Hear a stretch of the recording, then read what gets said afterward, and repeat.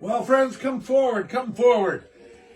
I've been hard at work, deep in the crypts, Super Monster City. And what we do is bring pop culture to you. Heroic icons, people you never knew, heroes you never heard of. And right now I'm going to celebrate Robert E. Howard in this really cool portfolio I bought years ago. He created Conan, but what's nice is if you think about it, he created a lot more. He wrote for the pulps. This is his battling sailor. Steve, whatever his name is, Costigan. And he was a pulp hero. Here's Bran McMorn. And then they've got more stuff about Robert E. Howard. This is a great little piece. And I could almost frame it. This is Breckenridge Elkins. He was a cowboy hero of Robert E. Howard. Now, Robert E. Howard lived in Texas. There's Conan. Everybody knows Conan. Now, here's Cormac.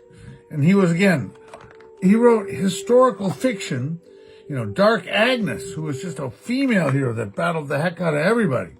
And then you get a whole background thing. El Barak, who was one of my favorites. He was kind of like an Indy Jones guy back in the day. He fought on the Indian frontier. And then here, Howard did a whole bunch of H.P. Lovecraft kind of monster-y stuff. And the pulps, if you don't know, were before comic books and before paperback books. And so they were cheap as chips. Terrible quality paper. They didn't survive long. This guy went on adventures, James Allison. And then here's Cull of Atlantis. And then here's Red Sonja. And then this was a good kind of Edgar Rice Burroughs horror fiction, Skullface. I've read most of these when I was in high school. Solomon Kane was a guy that was driven by the need to chase the far horizons. If you have not read Robert E. Howard, you should.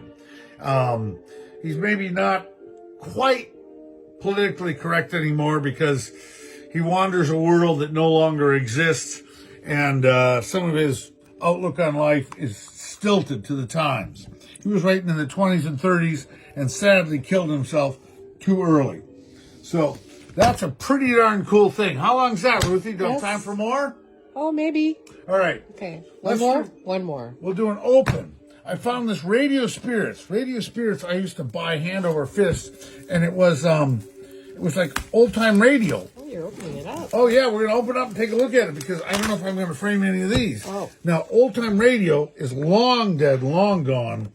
It's kind of like not even popular at all, but, look at who was on old-time radio. The Green Hornet. Ooh, yeah. Abbott and Costello. Before television, before cable, these people were on the radio, and they did narrative fiction, comedy, adventure. Vincent Price. And he was the Saint, and God knows who else he was, but it was exciting. He had the voice for it.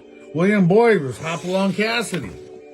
Oh, there's George Burns and Gracie Allen. They went on to a long career, and he lived forever.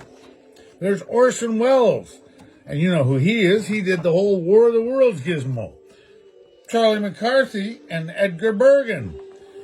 His daughter went on to be Candace Bergen and become famous, and I think win an Emmy, right? Oh, for her show, yeah. Murphy Brown. Yeah. So we opened that up. I don't have any wall space, but maybe I'll frame Vincent Price. He's pretty darn cool. Anyway, crazed collector, finding stuff deep in the shadows.